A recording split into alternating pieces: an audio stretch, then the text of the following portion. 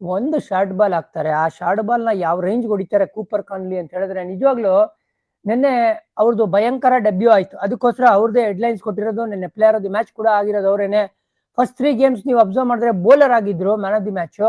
ನಿನ್ನೆ for the first time ಒಬ್ಬ batter. ನನ್ಗೆ ಇಷ್ಟ ಆಗಿದ್ದೇನು ಅಂದ್ರೆ ಇವ್ರ ಸುತ್ತ ವಿಕೆಟ್ ಬೀಳ್ತಾ ಇದೆ, ಆದ್ರೂ ಕೂಡ ಇವ್ರು ಯಾವುದೇ ಹಂತದಲ್ಲಿ ವಿಚಲಿತರ ಆಗ್ಲಿಲ್ಲ, ಗಾಬರಿ ಬೀಳಲಿಲ್ಲ. ಆಮೇಲೆ ಫಸ್ಟ್ ಟೈಮ್ ಇಂಡಿಯಾಲ್ ಆಡ್ತಾ ಇದ್ದಾರೆ ಅಂತ ಅನ್ಸ್ಲೇ ಇಲ್ಲ. ಕ್ವಾಲಿಟಿ ಇದೆ ಈ ವ್ಯಕ್ತಿ ಹತ್ರ. ಆಮೇಲೆ ಇವ್ರು ಹೊಡೆದಿರೋ ಸ್ಟ್ರೋಕ್ಗಳೆಲ್ಲ ಭಯಂಕರವಾಗಿತ್ತು.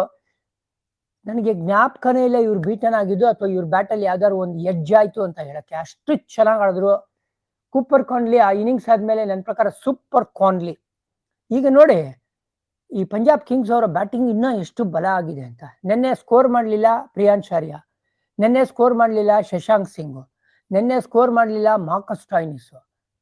ಬಟ್ ಆದ್ರೂ ಕೂಡ ಇವರು 116 ಚೇಸ್ ಮಾಡಿದ್ದಾರೆ. ಪ್ರಮುಖ 3 ಬ್ಯಾಟರ್ಗಳು. ಐ ಥಿಂಕ್ ಇನ್ನೂ ಒಬ್ಬ ಯಾರೋ ಸ್ಕೋರ್ ಮಾಡಲಿಲ್ಲ. ಆದ್ರೂ ಕೂಡ ಇಷ್ಟು ಚೆನ್ನಾಗಿ ಆಡಿ. Nehal Wadhera, correct, Nehal Wadhera last season ಎಲ್ಲ ತುಂಬಾ ಚೆನ್ನಾಗಿ ಆಡಿದ್ರು.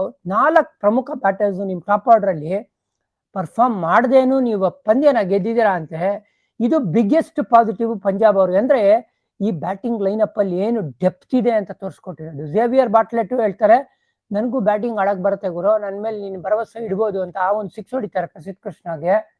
ಮ್ಯಾಚ್ ನ ಫಿನಿಶ್ ಮಾಡಕ್ಕೆ ಅನುಕೂಲ ಮಾಡ್ಕೊಡ್ತಾರೆ. ಹಾಗಾಗಿ last year runners up strong ಆಗಿ ಕಾಣ್ತಾ ಇದ್ದಾರೆ. GT ಸ್ವಲ್ಪ ಕೆಲಸ ಮಾಡಬೇಕಾಗಿದೆ.